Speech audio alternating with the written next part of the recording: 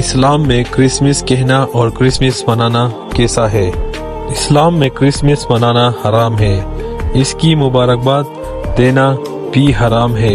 اسلام میں اس کی سخت مزاحمت کی گئی ہے۔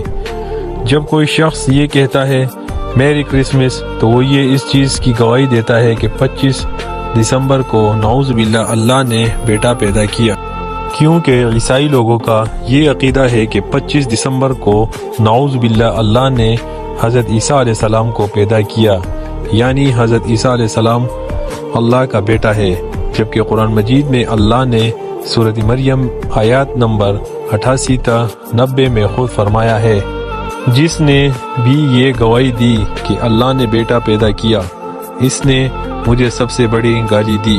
سورۃ مریم۔ کرسمس منانا اور گھروں کو سجانا، اس کی مبارکباد دینا، تحائف دینا، یہ سب حرام ہے اور بہت بڑا گناہ ہے۔ اللہ تعالی ہم سب کو سننے، سمجھنے اور عمل کرنے کی توفیق دے اور ہم سب کو ہدایت دے۔ آمین ثم آمین یا رب العالمین۔